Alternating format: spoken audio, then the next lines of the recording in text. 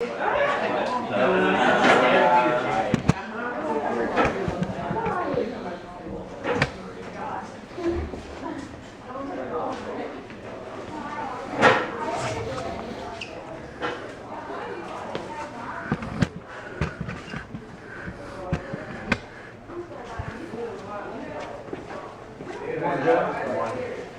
you got it in the back now?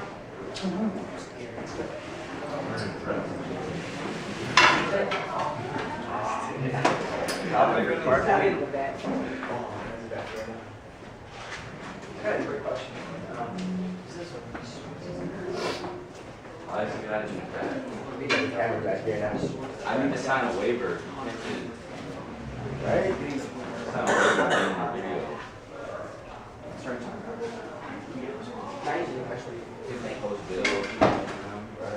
Do you have like a, or maybe your documents, something like that? Yeah. I'm excited. Mitch Thomas is in here. Oh, I mean, I don't think I'm so quiet. Stop lying to me right now. No one's gonna yell at me.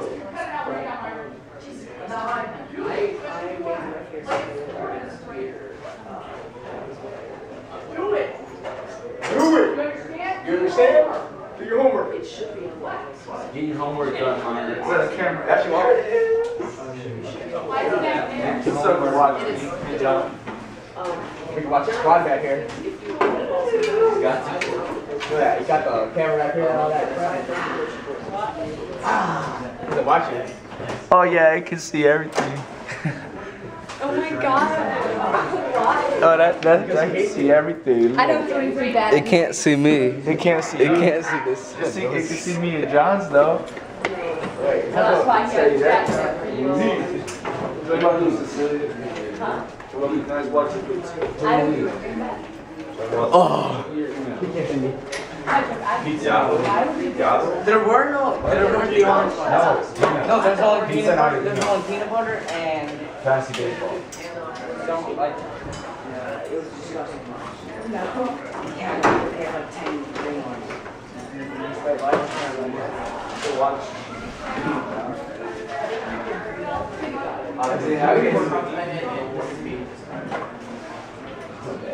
God, all your guys are small. Is it on there? Now we can see it. Hey, fool. Yeah, they. Really? But I have. My mom was like, what do you want? I don't know, she makes up words, and I'm like, what? Okay, we'll try it.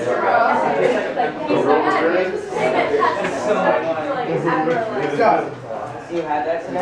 Yeah, and it's Also, you put the camera back to the Just what they do tomorrow. I don't know what to say. It was supposed to be he just makes up stuff like, it's just talking. I'm like, what are you saying? Like, That's your mom. and I'm like, no, they don't. Mama. I was like, oh, that's really nice. And I'm like, what? Did you ask them that? Yeah, so I mean, wait, he's not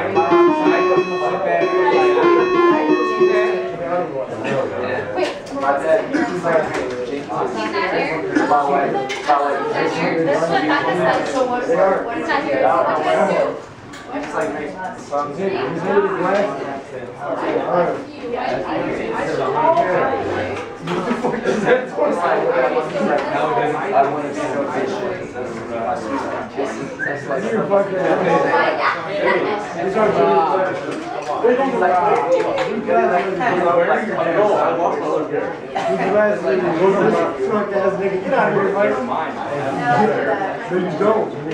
Does you wear glasses? No. I Don't wear glasses. Why would you wear glasses? These are glasses. They are.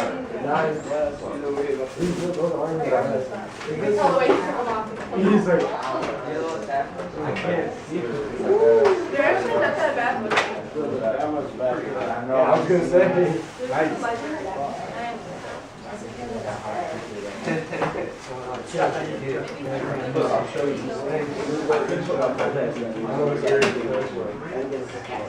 just came from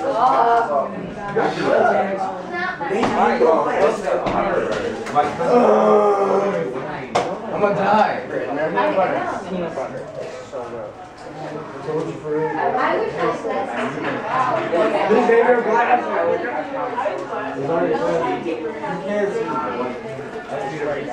Jimmy, you guys know it's attractive as well.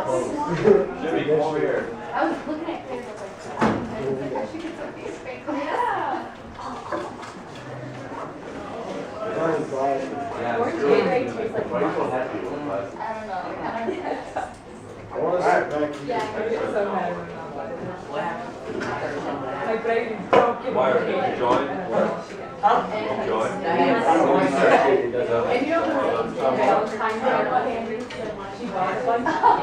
And then we like spent I'm like, oh, they started spending. Like, oh, I'm backstage. That's funny. What's the first word say? I don't know, the third one I think says no. Yeah, no fun. Our heads go there. I like Oh, what's right? Grant Judy runs his bed. I'm a little bit. You're a little big, really big. Who's already better? Jimmy doesn't have glasses. That's You get me. I'm gonna That's what I'm It's like, I just never.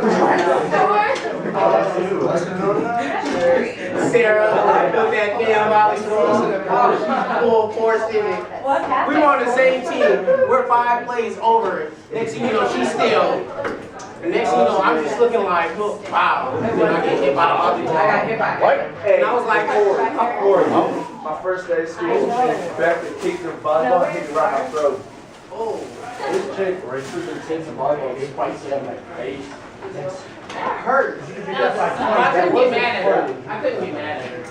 They got me right into the stage. Really? Is you okay? I was uppercut. What's up? I'm gonna leave a little bit early. Hey, they are about to get Manchester City at 1:45. At 1:45. You too. You do? Yeah. Send it to me. Stand up, hey, Sarah, they got receipts and deadliest fight on earth. And I had to get hit by it. Good morning. How? We will dance to I'll let you drop the adoration of God, of Jesus.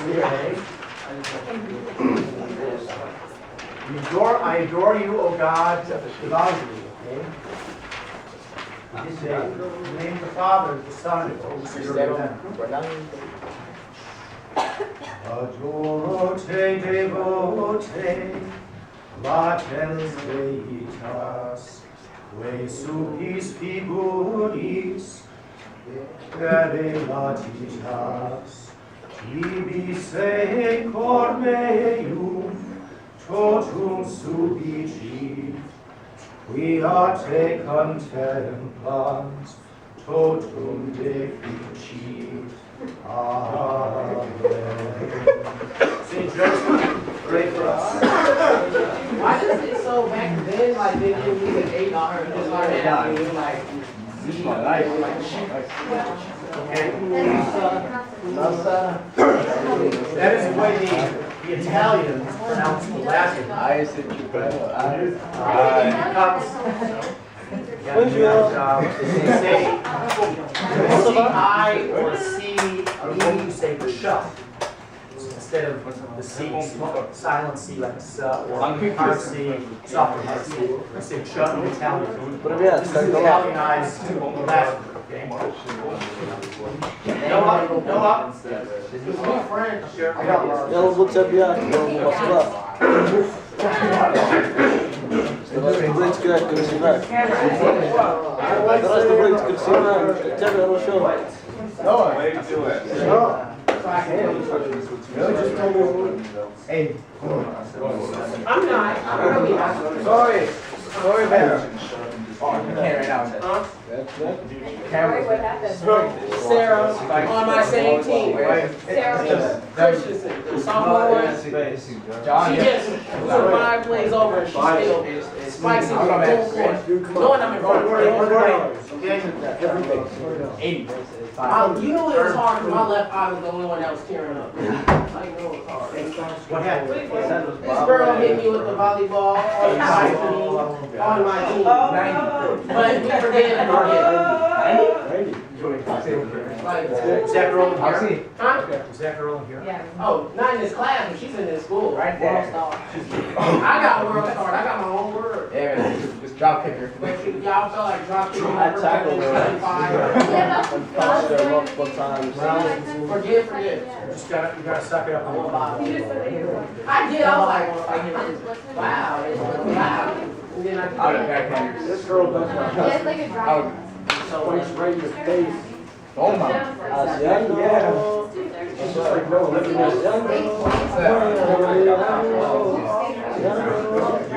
No?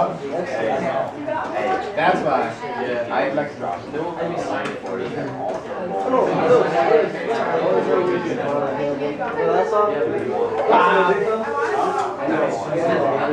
You mean like a bobber? Bobby? Take this out, okay? Everyone, take those sheets out that you were covering yesterday, okay? We're going to continue with, 10 points, scripting though. some principles of the church's social teaching. And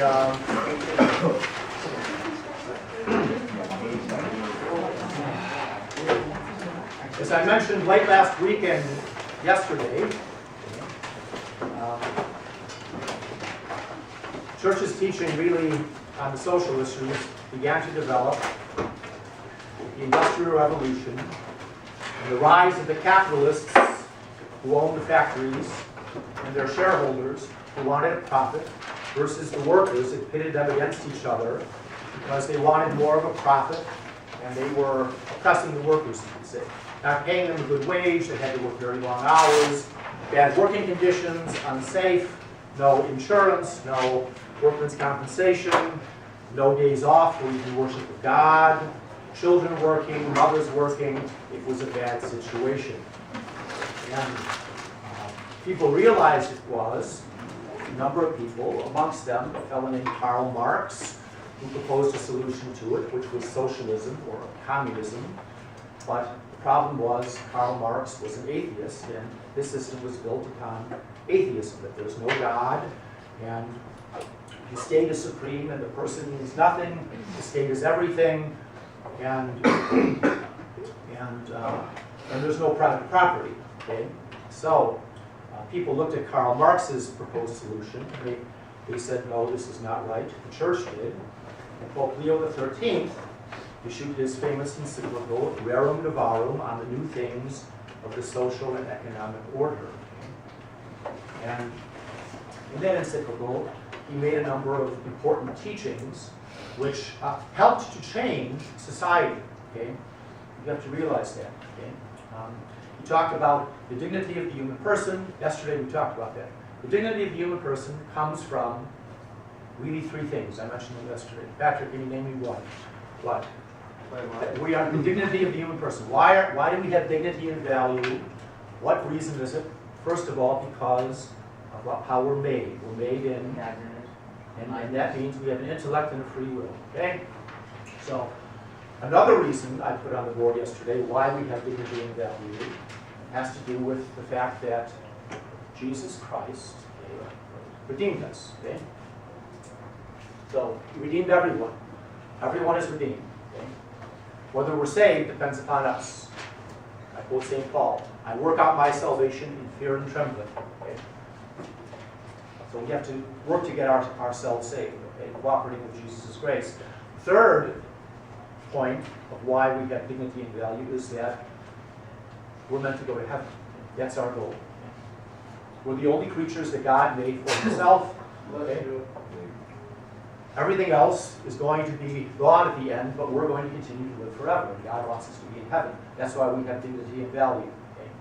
So, now the Pope, in his teaching, okay, talked about the common good. Okay? We already discussed the common good.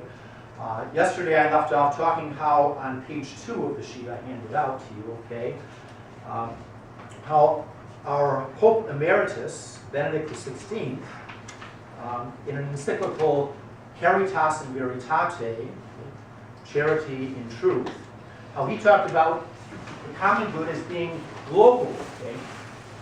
We have to worry about the common good being a global reality now.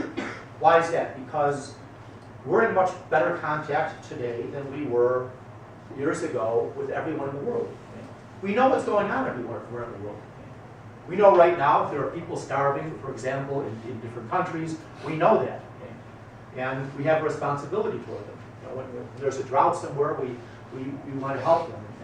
And if there's economic depression somewhere, we want to do something to better their position. So the common good is now a global idea. Okay?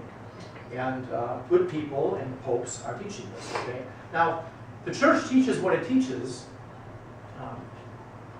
It's not the truth because the church teaches it. The church teaches it because it's the truth. Okay?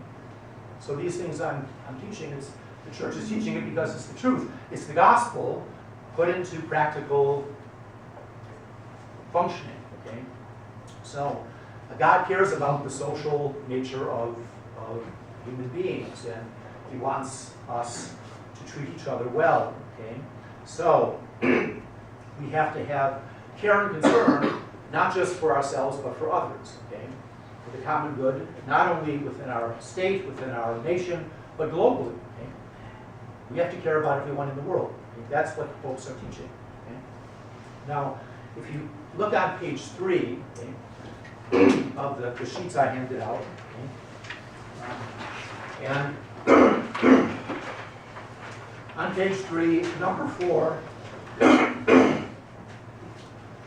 the topic is the universal destination of goods. Now, before I talk about that, okay, one of the things that Pope Leo XIII said in his encyclical back in 1891 to refute Karl Marx was that there is a right to private property.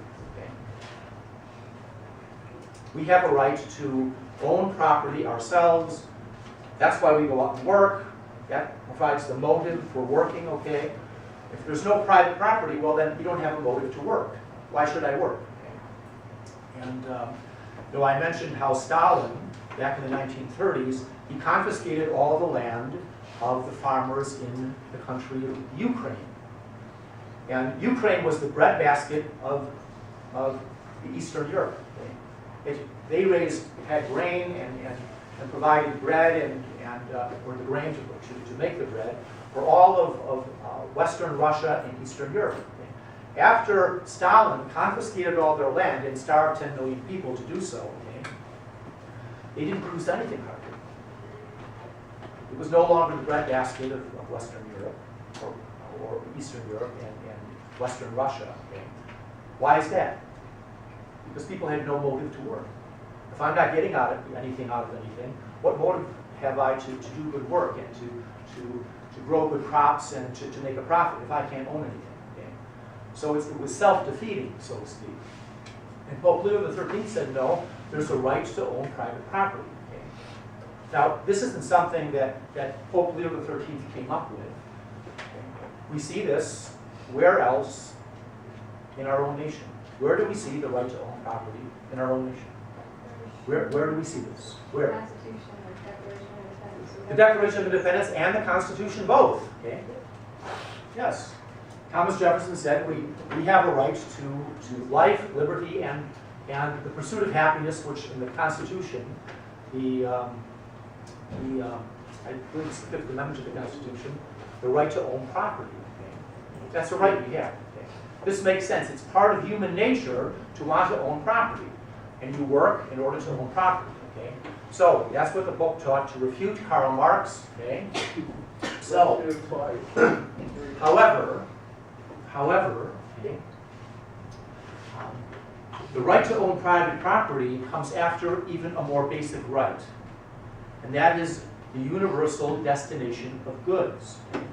And this is a quote here on the top from a document from the Second Vatican Council, Joy and Hope, okay?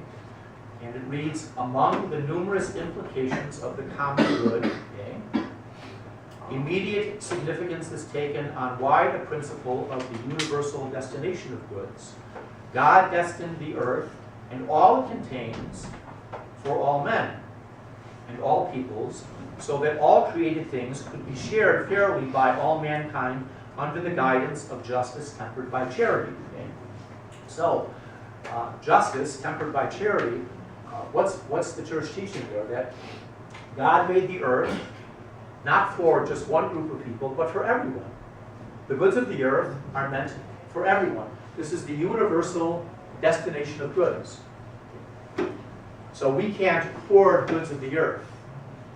We can't just go to another country and take all their resources just for us alone. Okay? We have to be cognizant of the fact that the earth is given for everyone. God made creation for every human being on earth. Okay? And that's a principle that has to be realized when we're talking about ownership of private property, because sometimes people have an idea that they can just gain more and more goods of the earth and use them for themselves to the detriment of everyone else. Okay? Well, we continue to read here. This principle is based on the fact that the original source of all that is good is the very act of God, who created both earth and man, who gave earth to man so that he might have dominion over it by his work and enjoy its fruits. Okay? That comes from the book of Genesis.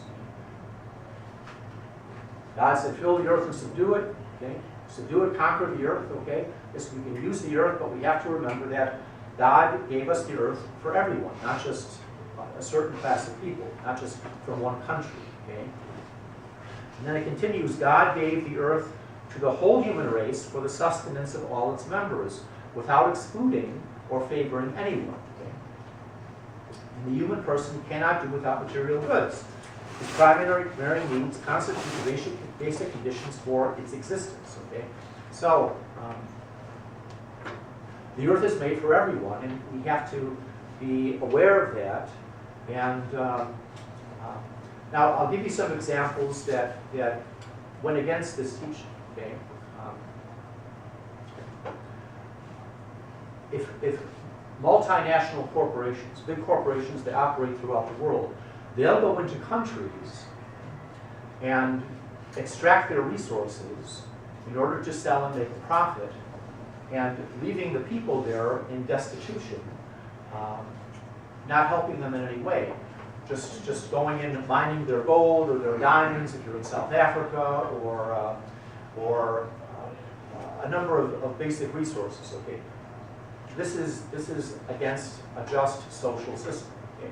The goods of the earth belong to everyone, and we can't go in, a more powerful nation or a multinational corporation, okay, with the resources that they have to do this, and go in and basically take the goods of the country and leave it in poverty, okay, just to make a profit.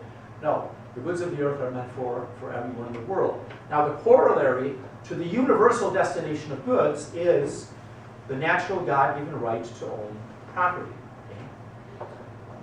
By means of work and making use of the gift of intelligence, people are able to exercise dominion over the earth and make it a fitting home. In this way, man makes part of the earth his own, precisely the part that he has acquired through his work. This is the origin of individual property. So you're a farmer. You buy a plot of land, you grow the crops, and you want to reap the fruits of your work. Okay? That's something that's good. Okay? You own a carpenter shop, and you make furniture, okay, from wood. Okay? You sell that. You want to keep the profit from that. Okay? And this idea is very basic to human nature, okay? That's a motive for people to work, okay? If people work harder, they'll get more, okay? And that's something that the church recognizes and approves, okay? And we continue, private property and other forms of private ownership of goods ought to be considered as an extension of human freedom, stimulating exercise of responsibility. It constitutes one of the conditions for civil liberty. Okay? Private property is an essential element of an authentically social and democratic economic policy, and it is the guarantee of a correct social order. Okay? So, if you're going in and saying to people in a nation, you can't own private property, you're going to disrupt the social order. Okay? And that's what happened in communist Russia, in communist China, in different communist nations. Okay? Has anyone ever been to Cuba? Okay. Cuba was taken over by Cuba was taken over by communists. A man named Fidel Castro back in the 1950s. Okay? And he implemented a strict socialist system, a communist system. Okay? On the one hand, okay, it was. I thought I heard somebody sneeze, so I actually. I apologize. What a guy. Fidel Castro, okay, when he took over Cuba, he implemented an atheistic, communistic system. He prohibited basic worship, okay, of the church, and there was an elimination of private property. Okay. Cuba wasn't the best country before he did this. One of the reasons that people supported the communist revolution in Cuba was that you had a few people owning most of the wealth, which was an injustice in itself. Okay, and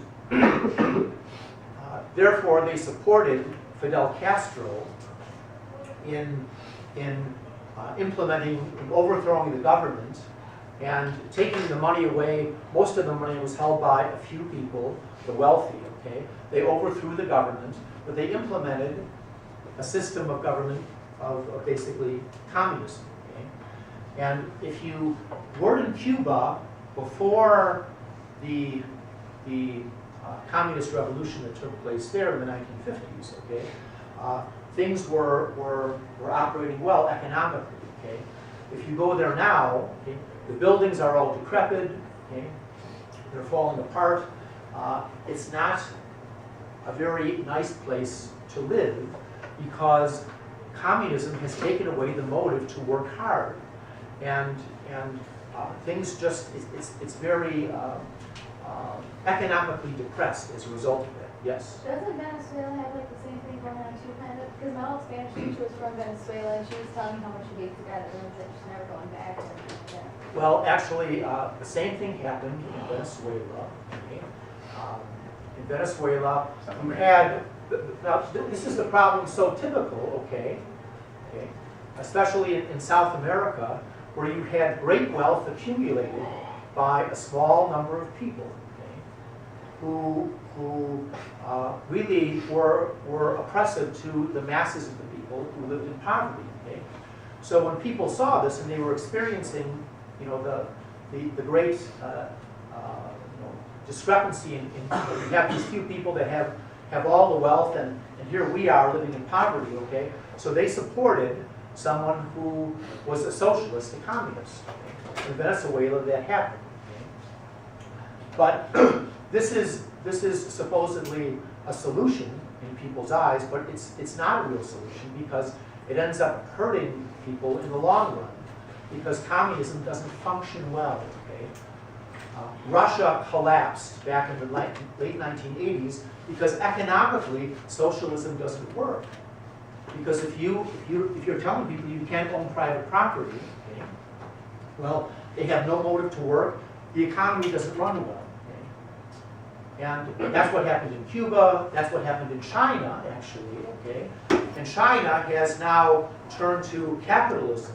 would say, allowing companies from especially our country to go there and build factories so that people can work in those factories. Okay? There's a whole other issue with that, which I'll get to later on, but the fact is that people are realizing that socialism, communism doesn't work. It's not a good economic system. People aren't prosperous economically under socialism and communism. They see it as a solution to overthrow an unjust regime, like in Cuba, Venezuela, but in the long term, it ends up hurting people because socialism doesn't work. When you tell people they can't own property, it's not good for the work ethic of people. And the country ends up falling into like an economic depressed state. Okay? That's what we see in Cuba, that's what we see in Venezuela, okay? And in other countries. That's why communism fell in Russia.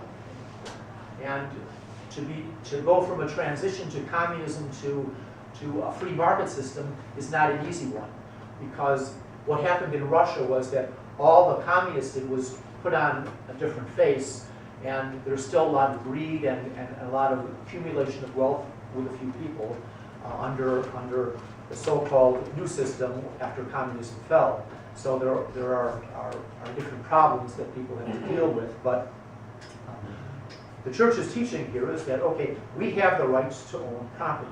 That's a basic right of individuals, okay? And the third paragraph under number 4, however, Christian tradition has never recognized the right to private property as absolute and untouchable.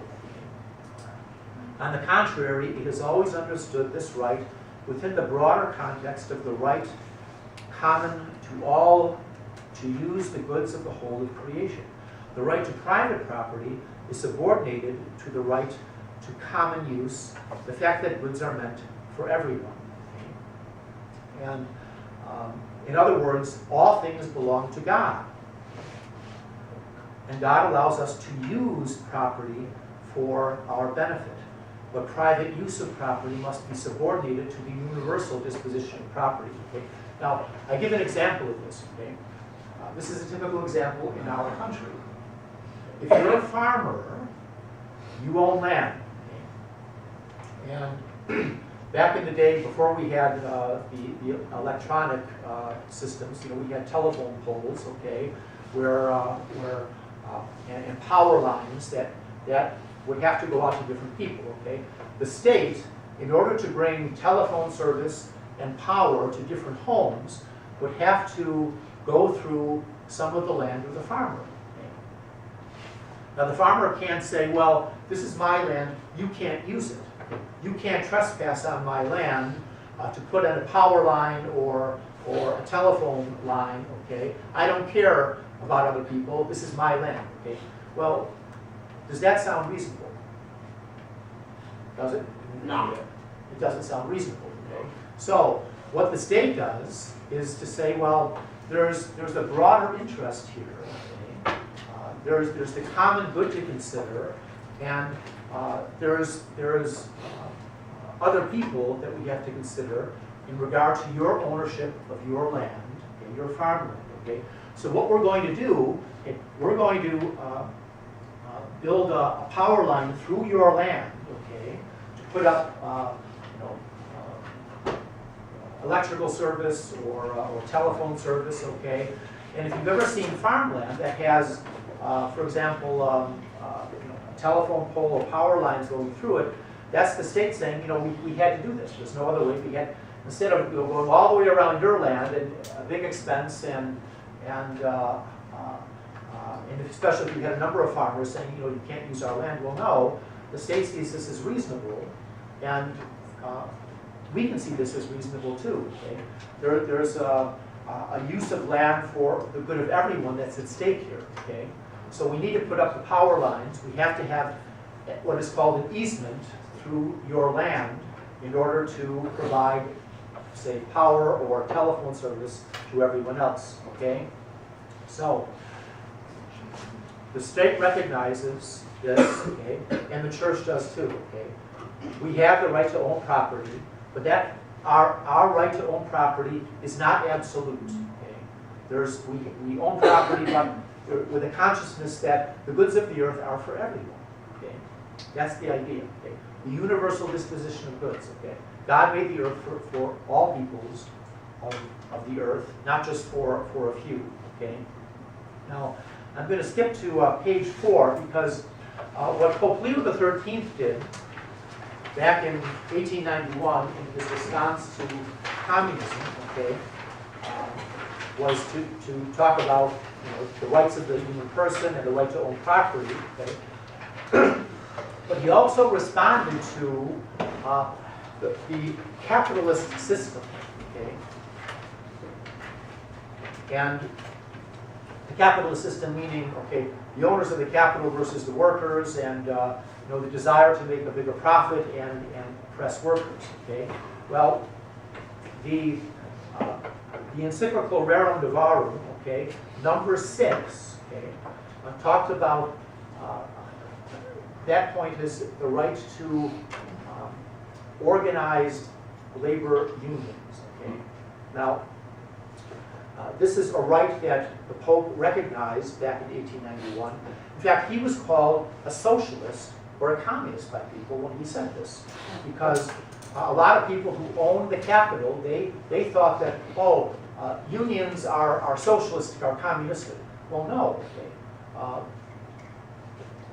To form a union of workers in order to collectively bargain and put pressure on a company to get worker rights is something that we have a right to by freedom of association. Okay? Does that sound familiar, freedom of association? Okay? To gather together in groups, to associate and to communicate with people, that's recognized by the First Amendment of our Constitution. We have a right to free speech, to freedom of association. Okay? So the Pope was saying, well, in response to the capitalists who own the factories, if they're oppressing the workers, paying them slave wages, making them work 14 hours a day just to be able to get enough food on the table, okay, having the children work, okay, the workers have a right to get together and bargain with the owners of the capital in order to get good working conditions and get concessions from the owners of the capital. The capitalists, the owners of the factory. Okay. Has anyone ever been in a union here? Okay. I was in a union in high school. Okay. I worked for a food store, High-Low Foods in Chicago. I was a stock boy. And we weren't necessarily getting paid real low wages, but there was a group that came in, the AFL-CIO, it's a big union for many workers, okay, and they said, they offered our workers in all the stores, okay, in all the food stores, the ability to join a union in order then to bargain with the pressure of all our workers in order to get higher wages. And most of the workers joined the union. And I ended up getting a little bit higher wage as a result of it. Okay? Well, back when capitalism first started and the factories first started, okay, the workers were being oppressed and the long working hours, the dangerous working conditions, okay. So the workers formed unions together, they united, okay, and coming together, they were able to tell the owners of the factories, okay, we're going to go on strike and not work unless you grant concessions to us. For example, lower working, a lesser number of hours working per week, a reasonable work week, okay? We have a 40-hour work week today because of unions. It's because of unions, putting pressure on the owners of the factories, okay? That wasn't how things were back in the 1800s. People were working 10 and 12 hours a day, 7 days a week. Okay? So the Pope said people have a right to organize unions.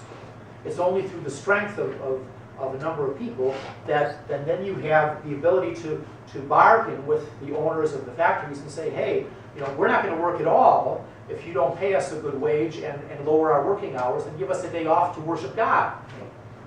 So the owners of the factories consented to this.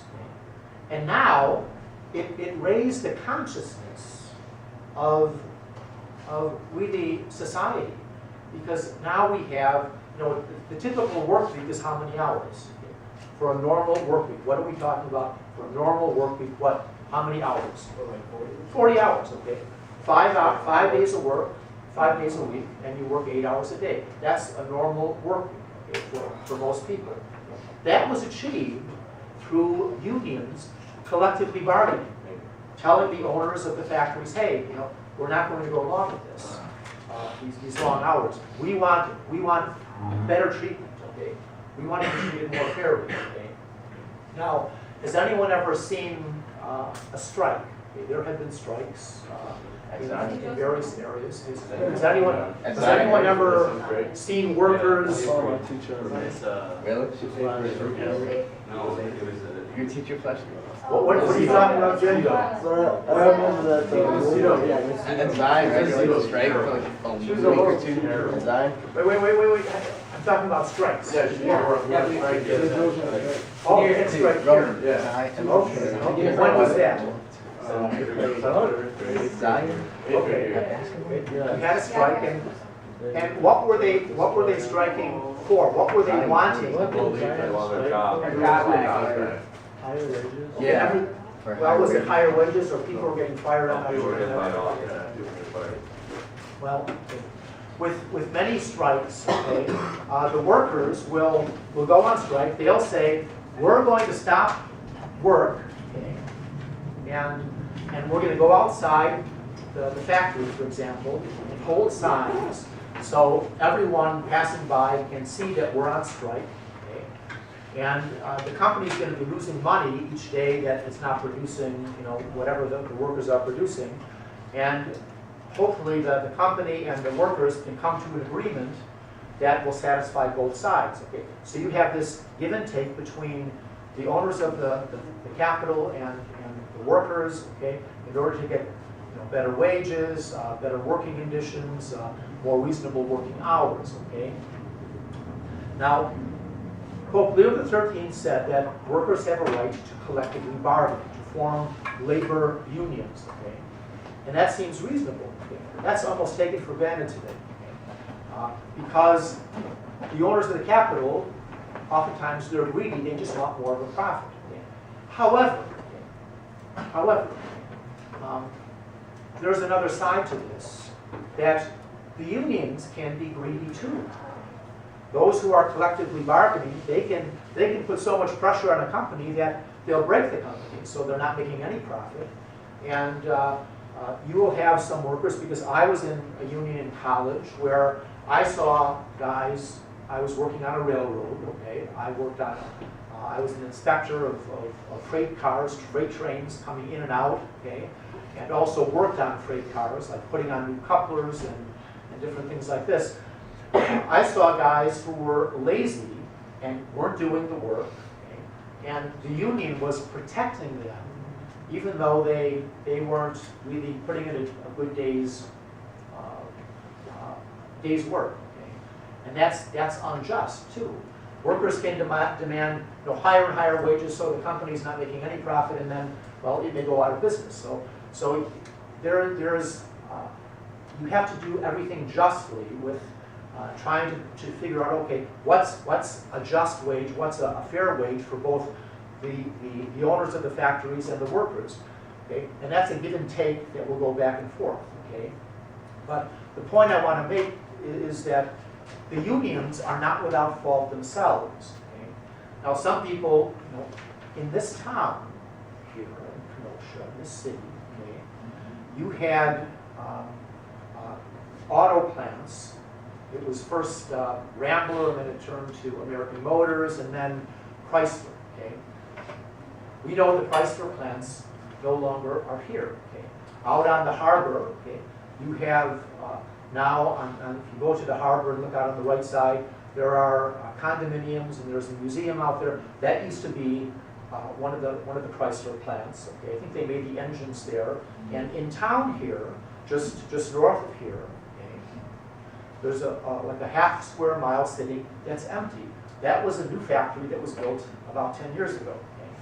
But it's closed. Okay? Now, some people in the town, okay, think the unions were right. Some say that, oh, the unions were too greedy, they wanted too much money, and they ended up losing everything, okay? So I'm not going to make a judgment on that because there are different factors that come into play here.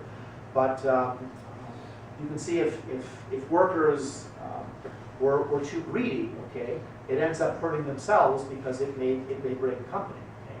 So there's, like I say, a give and take here between the workers and the owners of the capital. Okay? Now, that's going on the traditional system of the capitalists owning the factories with shareholders, okay, investing in the company to gain a profit versus the workers. That's the classic way companies are organized in this country and throughout the world. Is there a different way to organize a company? Okay. I'm going to throw this out to you because people have thought of different ways to organize companies rather than how I just described it. Okay. Where you have the capitalists owning the factories, you have shareholders who invest in business, okay, and everyone's making a profit as far as you know, the shareholders and the owners of the company, okay, because they're the owners, okay, and the people they hire as their CEOs, okay, or the president of the company, okay, their object is to make more profit, okay, and to pay workers less, okay. Is there another way to organize a company? I'm going to throw that out to you. Is there another way that you can have a company besides having the capitalists and shareholders versus the workers and you have this friction between them, okay? The owners of the capital want more of a profit, the workers want more pay, okay? So there's this butting of heads, so to speak. Is there a different way of doing things? Is there some type of thing you can put in a company where you have like a group of people that speak for the workers? Well, Almost that's like the a council. No, but it's like. Well, that has been done when you have representatives of really Well, that's the how the company does unions. this thing, right? Representatives of the unions who are a liaison to the owners of the company. That's something that actually unions do, okay, normally. But I'm talking about a whole different mentality of ownership of the company. Okay. Can you think of a different way to operate a company so you don't have the friction between and the opposition between the owners of the capital and the shareholders wanting more of a profit and the workers wanting more pay, and there's this fighting between them, okay? Is there another way to organize a company so that everyone can benefit? Yeah. There have been proposed, and actually there are companies that operate in this way, okay? Another option to organize a company is to have the workers themselves own the company. If the workers themselves all get together and build a factory, okay, and then they're the workers, they're the ones gaining the profit, okay, well, that's a good solution to this problem of the fighting between the owners of the capital and the workers. Because what would that do if you're a worker? Like I said, I was in a union shop. Okay? A union shop means you can't work somewhere unless you're in the union. I was on the railroad. Okay? I could not work there unless I joined the union. That's a closed shop, it's called. Okay? I had to join the union, pay my union dues. And the idea is you're paying your union dues and you're reaping the profits because we're bargaining with the company and you're getting good wages, but you have to join the union to work here. Okay? So I joined the union. I had to. Okay? That was it. I had no choice. Okay? And it's not a bad system, but the idea of all the workers owning everything, and the workers could hire, you know, president of the company, a marketing department. They could hire managers, okay, and then the workers themselves are the ones that are reaping the profits. Okay? And what does that do for the workers as far as productivity, as being good workers?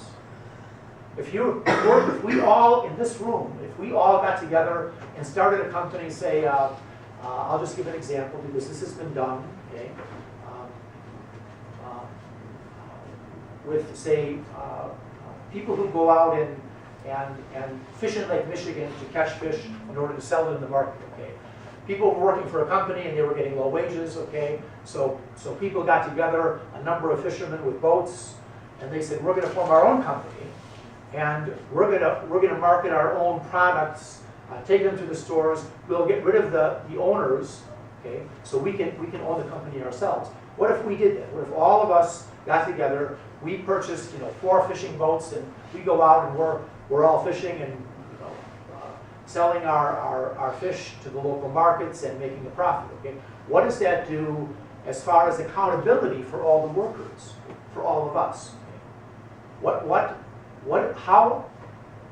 How are we going to look at each other as co-workers? Okay? Are we going to allow one worker to sit back and not do anything and get paid? No. Okay?